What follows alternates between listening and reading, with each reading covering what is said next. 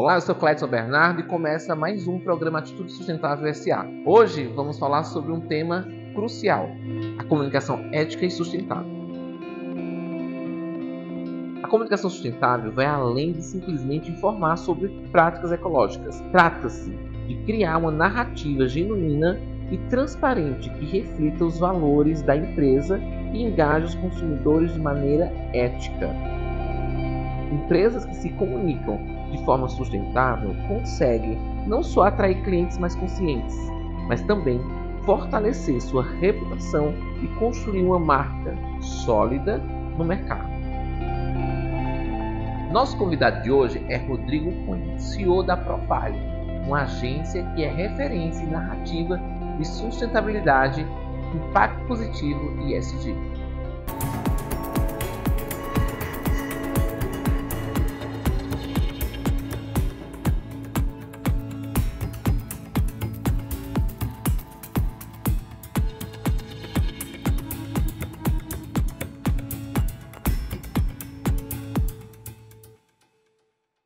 Rodrigo, muito obrigado por participar do nosso programa. É um prazer tê-lo aqui no nosso Atitude Sustentável S.A. Prazer é meu, muito obrigado, parabéns pelo trabalho. Fala pra gente, qual é a importância da comunicação sustentável para a imagem de uma empresa? Fácil que a gente está presenciando no mundo hoje, todas essas mudanças, né? A chamada emergência climática. É muito difícil na empresa, especialmente as grandes empresas, não olharem para essa questão. Então a gente está falando de reputação. É uma empresa que não tem essa preocupação hoje, ela é cobrada por consumidores, por investidores, pela sociedade como um todo.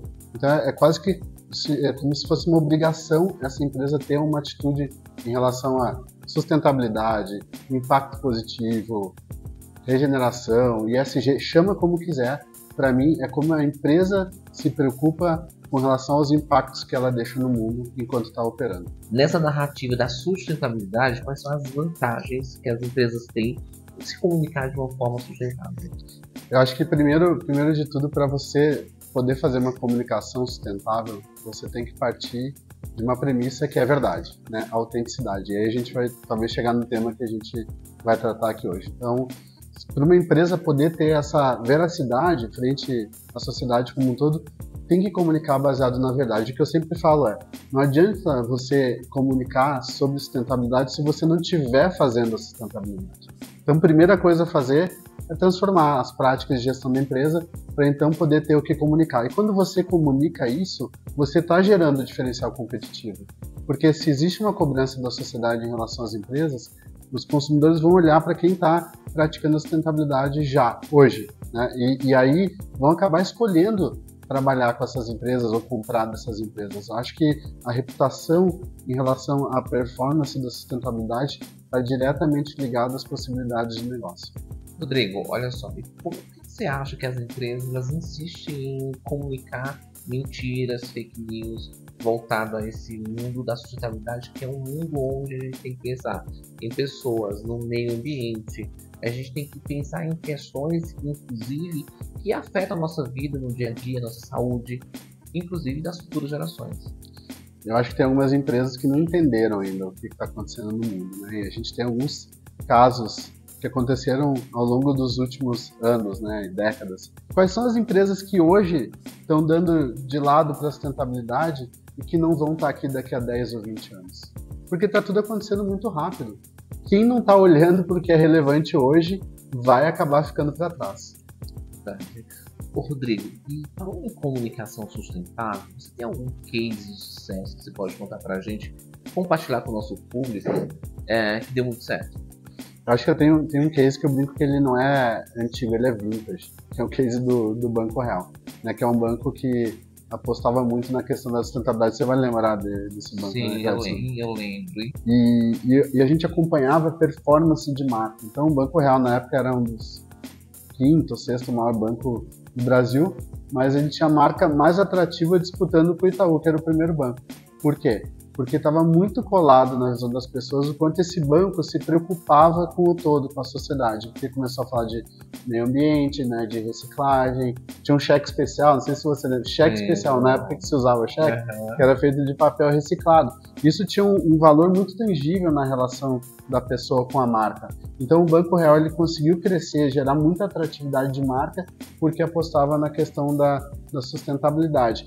E acho que tem outro exemplo muito conhecido de todo mundo, que é a Natura, né? Essa empresa que está operando no mercado, acabou de fazer 50 anos, cuidando da Amazônia com várias linhas de produtos. E hoje a Amazônia está no centro das discussões.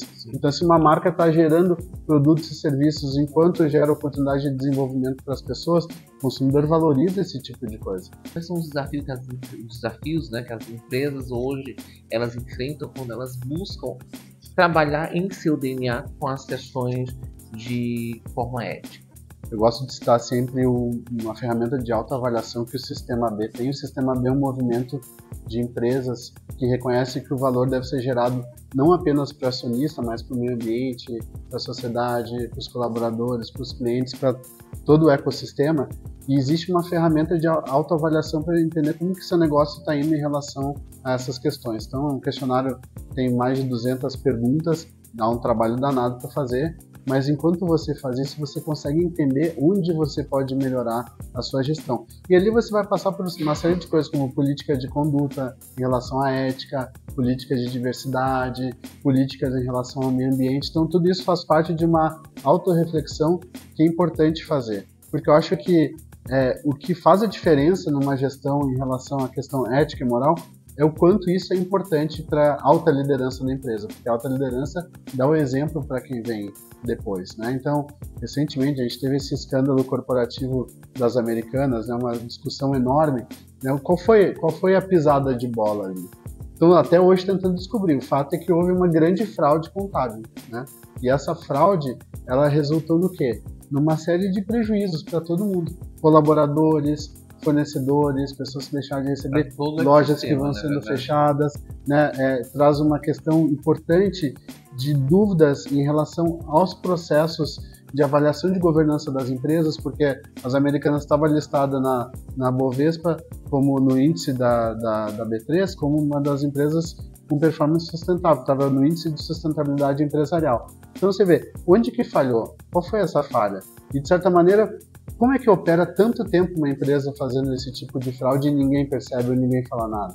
Até que chega alguém e conta e coloca no ventilador o problema e tem esse abalo sistêmico, né, que causou um abalo em reputações de uma maneira bem importante. Então, isso tudo tem a ver com o quanto essas questões éticas, morais, são importantes para uma gestão de uma empresa. Para mim, são fundamentais. Rodrigo, muito bom esse exemplo das Americanas e eu queria entender, nesse caso, como a empresa ela se planeja para fazer uma comunicação transparente mesmo, com esse escândalo todo que foi a Americanas. Empresas são tocadas por pessoas. Sim. Quando a gente faz uma burrada numa relação, o que a gente faz com a pessoa com quem a gente criou esse problema? Desculpa. Você pede desculpas, né? Então acho que a primeira coisa que precisa fazer é reconhecer o erro, pedir desculpas. A gente foi uma pisada na bola, a gente precisa melhorar isso, vai dar um jeito e mostrar como é que você está cuidando dessa retomada, vamos chamar assim, para recuperar a confiança. Então, houve um abalo enorme de confiança. Enquanto não tem esse pedido de desculpas, é como se a sociedade ou aquela pessoa com quem você está se relacionando não desse a licença para acontecer uma reparação. Então você pede desculpas e aí começa um longo processo de reparação. Tem um exemplo que eu lembrei agora, na história do Banco Real, falava para todo mundo que era um banco sustentável, né? E tinha essa percepção com consumidores, com clientes, fornecedores. Até que um dia chegou uma mensagem no banco lá, dizendo que, falava assim, vocês aí estão falando de sustentabilidade, mas eu passei por uma agência que está sendo construída aqui em Belo Horizonte e eu vi que as pessoas que estão lá nessa agência estão dormindo no chão, péssimas condições de trabalho. Então, que sustentabilidade é essa que vocês estão falando? Só que a sorte é que a pessoa mandou para o saque do banco. Então, chegou lá na área de sustentabilidade, foi aquele famoso barata voa no mundo corporativo. Dispara um e-mail, quem é o responsável, sai correndo para descobrir onde está o problema. Falaram com o pessoal que cuidava dessa construção de novas agências, no tempo que se construía agência ainda, e aí foram descobrir que era um terceirizado. O que você pode fazer nessa hora? Culpar o terceirizado, né? Que muita gente fala, não, eu não tenho responsabilidade sobre isso. Que é o que aconteceu com a Nike, quando teve aquele escândalo lá atrás com a Zara, né? E dizer assim, Até que a Nike foi culpada e dizendo assim, a responsabilidade sobre a cadeia de produção é de quem está vendendo, é da empresa que contrata o fornecedor. Então, isso lá no banco gerou um movimento de tentar entender como que estavam sendo construídas as agências ao redor do Brasil, né? E naquele momento houve um pedido de desculpas, né, para aquela pessoa que mandou, contou-se que foi conversado com o fornecedor na verdade foi desligado, outro fornecedor foi contratado, e todas as agências passaram por uma auditoria para entender como é que estava sendo feita essa construção para que isso não acontecesse mais. As pequenas empresas, como é que elas fazem para implementar a estratégia de comunicação sustentável e, em caso de crise, como sair dessa crise, visto que elas são empresas que têm pouco recurso financeiro? Olha, essa é uma ótima pergunta. De novo, eu trouxe a referência do Sistema B aqui. Eu acho que para uma empresa pequena, essa ferramenta é muito importante. Eu falo causa própria, porque a nossa empresa é uma empresa boutique especializada em atender grandes marcas, é uma empresa pequena. E a gente fez esse processo de autoavaliação e transformou a gestão do nosso negócio. Você vai ter que dizer alguns nãos no meio do caminho, né?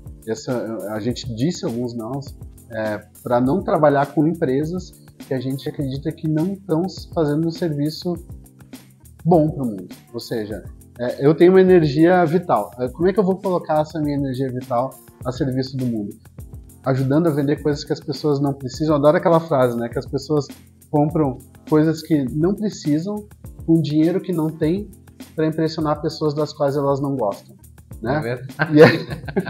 E a gente faz, muitas vezes, o trabalho de marketing, de comunicação, para empurrar produtos que, em tese, as pessoas não precisariam, né? Então, eu quero estar a serviço disso, eu quero ajudar a vender mais alimentos ultraprocessados, que eu sei que vão causar problemas nas pessoas, obesidade, eventualmente câncer. Não sou eu dizendo, é a OMS falando que produtos industrializados ultraprocessados têm índices cancerígenos igual a cigarro, né? Vai sobrecarregar o sistema de saúde pública, né? E outro dia eu ouvi alguém falar assim, não, é incrível, a gente trabalha com uma empresa, uma mesma equipe, uma empresa que vende remédio para emagrecer e com um alimento, com uma bebida açucarada. Então você completa o ciclo, né? Você já vende a bebida açucarada, a pessoa vai passar mal, você já vende o remédio para ajudar a emagrecer, e assim vai. E a pessoa dizendo isso com orgulho, como se estivesse completando o ciclo. Mas você viu, é meio doentio, né, você pensar dessa maneira. Então, eu, empresa pequena, quero fazer parte disso,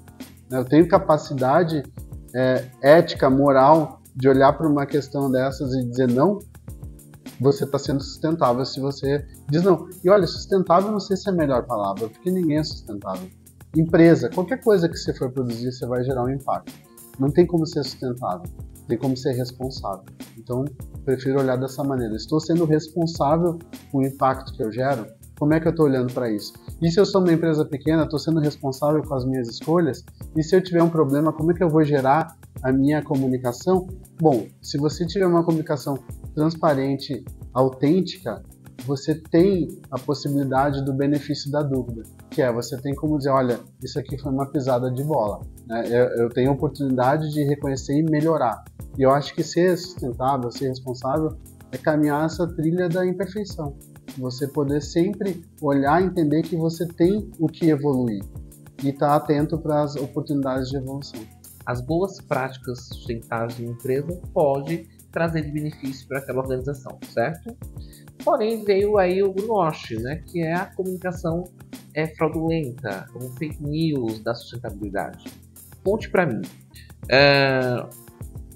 o que é, na verdade, o greenwashing baseado na tua visão como empresa de marketing sustentável, e o que quanto é prejudicial essa prática para o mundo sustentável e principalmente para o mundo dos negócios. O greenwashing é você contar, né, que a sua comunicação é mais verde, né, do que ela realmente é. Ou dizer, eu sou sustentável. É a mesma coisa que dizer que o sanduíche natural é saudável. Você não sabe o que tem dentro, né? E aí quantos produtos você vê está escrito assim, feito com produtos naturais? No limite é tudo natural, porque tudo faz parte da natureza, né? Você tem um processo extrativo que vai gerar aquele produto e vai fazer com que ele possa ser usado na fabricação. Então, é natural. Então, quando você olhar para algum rótulo de ser produto natural, já desconfia. Então, quando você tem algum selo, qualquer selo dizendo... Às vezes tem um produto que tem um selo dizendo assim, verde. Eu já vi isso. Gente, isso é...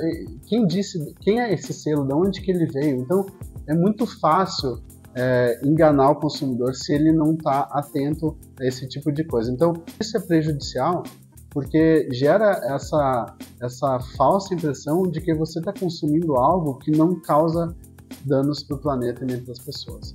Diante de tudo isso, o que é que a Propalha consegue ajudar as empresas a evitar o greenwashing? A gente tem esse olhar atento com os nossos clientes também, porque às vezes nesse afã de comunicar a sustentabilidade, você pode dar um tiro no pé, né? Que é acabar comunicando algo que vai virar contra você. Então tem um exemplo que alguém uma vez queria comunicar que economizava X milhões de litros de água no processo produtivo. E daí você vai olhar, realmente parece bastante. Só que daí eu fui fazer uma conta e dava algumas dezenas de piscinas olímpicas. Então era uma marca muito grande, né, falando que economizava milhões de litros de água. E você vai ver, milhões de litros de água não é tanto assim. Não é tanto assim, né? Algumas dezenas de piscinas olímpicas, quantidade de água que existe no mundo. Então, isso é claramente uma tentativa de impressionar as pessoas, né, falando em milhões, sem você realmente saber o que é. E o que a gente fala vamos comunicar isso de maneira mais... É melhor falar talvez isso, são X piscinas olímpicas, em vez de falar dos milhões de litros, né? Você consegue dar um exemplo de alguma empresa que usou do greenwashing e se deu mal e prejudicou sua reputação como negócio? Olha, tem alguns exemplos de montadoras, né? As montadoras, por um tempo, resolveram usar os selos eco nos seus carros, também mexeram no jeito que media a emissão de gás de efeito estufa para parecer que era menos, para poder eventualmente ter alguns benefícios, e essas empresas tiveram problemas, porque houve, primeiro, o CONAR pediu para mudar o jeito de se comunicar, algumas empresas tiveram que pagar processos bem grandes, então existem esses exemplos, e o que é bom é que existe também essa vigilância da sociedade civil. Então, olha só, nós vamos para um breve intervalo, rapidinho, só o tempo da gente ir ali, tomar uma aguinha e voltar lá, a conversa tá muito boa, eu tenho certeza que você está em casa, deve estar gostando bastante, fica com a gente, rapidinho, eu já volto.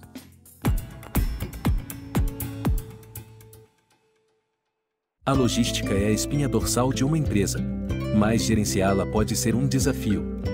A Humalog oferece terceirização de mão de obra qualificada para otimizar sua logística sem correr riscos com problemas inesperados. Além disso, também te ajudamos a encontrar os candidatos ideais com nossa consultoria em recrutamento e seleção. Com a Humalog, você terá mais tempo para se concentrar no que realmente importa: o crescimento do seu negócio. Humalog, sua solução em logística. O Instituto Uma Atitude acredita no poder da educação como ferramenta de transformação. Por isso, em parceria com o Instituto Semear e a Humalog, iniciamos em Recife o projeto Semeando Conhecimento.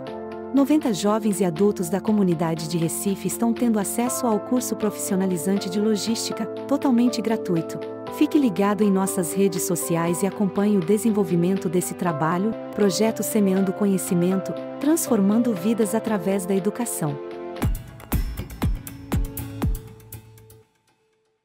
Estamos de volta com o programa Atitude Sustentável S.A. hoje falando sobre comunicação sustentável.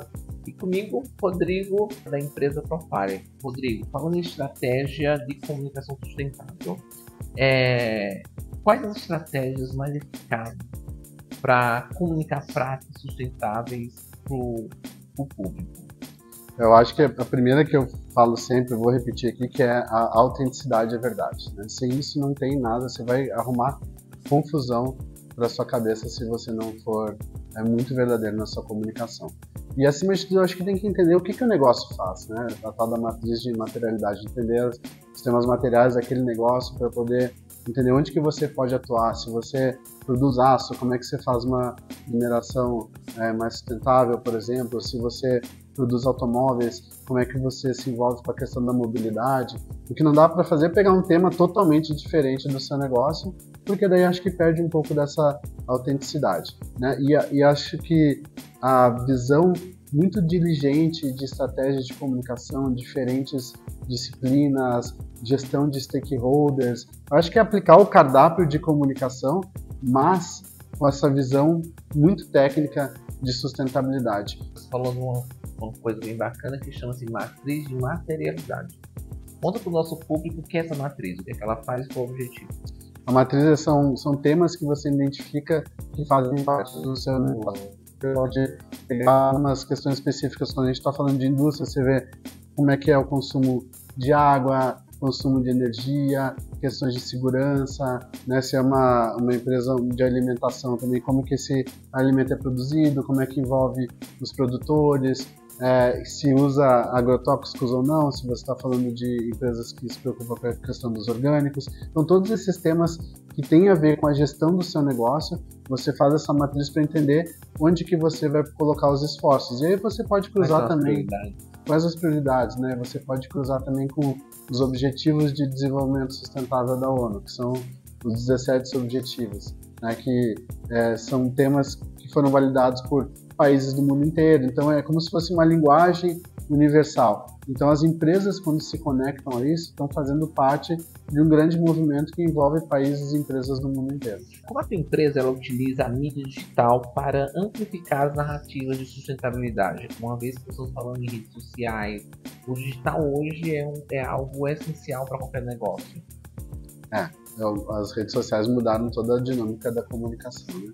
Começou pequenininho, foi ganhando espaço, né? Os grandes veículos até então, que eram meio que preponderantes nesse universo, eles foram perdendo espaço para veículos digitais e depois os influenciadores. Então você vê, alguns influenciadores com dezenas de milhões de seguidores têm uma audiência muito grande, às vezes muito maior que até alguns veículos que já estão estabelecidos há muito tempo, né? Então quando você olha para essa comunicação, que ela é muito dinâmica também, não é mais um veículo falando e um monte de gente ouvindo, tem uma conversa, tem uma troca que é muito presente nas redes sociais, tem riscos de reputação envolvidos, né? Casos de empresas que tiveram a reputação abalada porque alguma pessoa, e não precisa ser um grande influenciador, é só fazer a mensagem certa que cola e todo mundo reproduz aquela mensagem e é a tal da viralização. Então esses temas são importantes para você usar para a sua comunicação.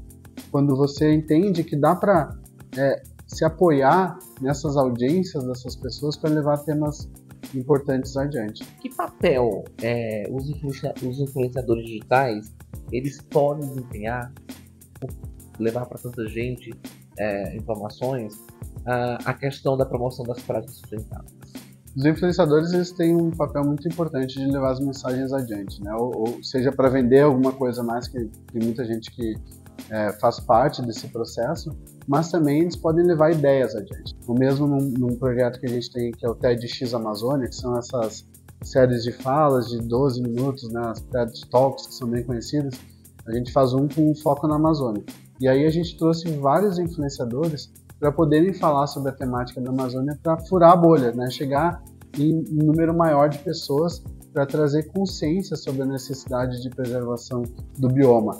Então, esses influenciadores eles têm um papel importantíssimo para ajudar a levar adiante mensagens que até então não chegariam nas pessoas comuns, vamos chamar assim, que não estão ainda tão preocupadas quanto deveriam com a questão da emergência climática. Como é que as empresas elas podem envolver os seus funcionários nessa comunicação e nessas práticas sustentáveis? Eu acho que sem o envolvimento dos funcionários fica muito difícil avançar nessa pauta. Claro, primeiro, precisa ter uma liderança corajosa de colocar essa pauta no dia a dia da empresa, mas precisa do engajamento das pessoas, senão não anda nada, né? De novo, citar um exemplo aqui do Banco Real, que tinha um processo lá de, beleza, como é que a gente vai envolver a turma para, né, fazer parte dessa pauta, entender que isso é importante.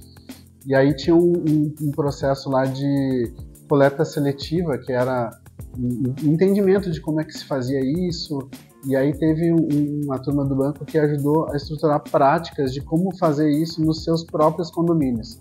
Então tinham pessoas do banco que levavam essa prática da coleta seletiva e conseguiam implementar nos seus condomínios. E aí depois voltavam para o banco, contavam que isso estava sendo feito, e essas pessoas ganhavam destaque dentro da comunicação interna da empresa. Um grande chefe, líder, inspirador, que é o Fábio Barbosa, com quem eu aprendi muita coisa, ele dizia que a sustentabilidade se pratica com 3 Cs. Primeiro, com a convicção, que você acredita que vai fazer essa transformação porque você acha que isso é importante para o mundo. Segundo, pela conveniência, porque você entende que isso pode te trazer pontos sociais, você pode crescer na empresa por causa disso. Ou pelo constrangimento, porque todo mundo está fazendo e você tem que fazer também, que é o exemplo que eu dei daquele cara. Conhece alguém que tem ESG? Então, se você entende como operar dentro desses 3 Cs e criar os incentivos, os instrumentos bacanas para ajudar a avançar essa pauta, os colaboradores podem ser uma ferramenta fundamental para isso. Existe uma ferramenta para medir o engajamento dos stakeholders com a comunicação? Existem algumas, né? Por exemplo, você pode usar a atratividade de marca, que é quanto que isso está trazendo de relevância para a minha marca, pode usar ferramentas que medem reputação, pode usar alcance de mídia, alcance de redes sociais. Eu acho que depende muito de quais os objetivos que você estabelece que quer medir para poder acompanhar esse desenvolvimento. Tem um cliente nosso que 4 anos começou a comunicar mais frequentemente sobre esse tema da sustentabilidade, inclusive nos contrataram, que é o Mercado Livre, e hoje o Mercado Livre está nos principais rankings de sustentabilidade e ESG, porque avançou nessa comunicação. É porque a gente está fazendo esse trabalho de comunicação? Também, a nossa empresa, empresas de relações públicas, de assessoria de imprensa, todo mundo faz parte desse movimento, mas é que eu sempre digo, você só tem como comunicar se a empresa estiver fazendo algo. Então, realmente essa pauta está avançando dentro do Mercado Livre, a gente está aqui dando suporte para ajudar a comunicar e a empresa vem sendo cada vez mais reconhecida por isso. Esse bate-papo de hoje está muito bacana, mas chegamos ao final. Rodrigo, foi muito bom tê-lo aqui. Muito obrigado pelo convite, Cadson, você por estar assistindo também. Acho que a jornada da sustentabilidade ela depende de todo mundo. Isso. Bom, vamos para um breve intervalo e continuamos aí com o programa Sustentável S.A.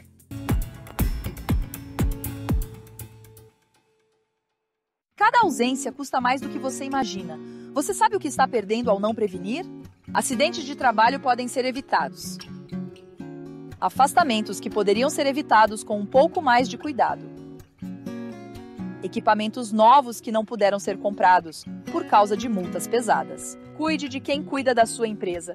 Conte com a E+Med Ocupacional para prevenir e proteger. Entre em contato agora e descubra como podemos ajudar sua empresa a prevenir essas perdas. A terra é nossa casa. É nosso dever protegê-la. Mas estamos falhando. O meio ambiente está em declínio e o futuro é incerto. Precisamos de líderes que nos guiem para um futuro sustentável. Para isso, é fundamental tomar decisões que beneficiem o planeta e as pessoas. Juntos, podemos construir um futuro melhor para todos. Instituto Cledson Bernardo. Formando líderes para o futuro.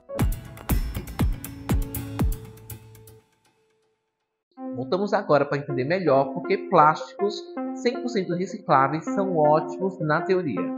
Embora a ideia de usar plásticos totalmente recicláveis pareça uma solução perfeita, a realidade é mais complexa. De acordo com um estudo do Greenpeace, menos de 10% dos plásticos produzidos globalmente são reciclados. Isso ocorre devido a vários fatores, incluindo a contaminação por resíduos de alimentos e outros materiais, que tornam o processo de reciclagem mais difícil e caro. Além disso, a reciclagem de plásticos exige uma infraestrutura robusta, que muitos países e municípios não possuem. Outro ponto crítico é a qualidade do material reciclado. Muitas vezes o plástico reciclado é de qualidade inferior ao plástico virgem, o que limita seu uso em novas aplicações. Isso significa que mesmo que os plásticos sejam reciclados, eles podem acabar em produtos de menor valor ou, eventualmente, em aterros sanitários. Incentivar práticas com o uso de embalagens reutilizáveis e a redução do uso de plásticos descartáveis pode ter um impacto significativo. E o programa vai ficando por aqui. Se você tem dúvidas, sugestões ou denúncias para fazer, entre em contato com a gente pelas nossas redes sociais ou envie um e-mail para produção@atitudesustentávelsa.com.br. Espero que você tenha gostado do programa e até a próxima. Tchau!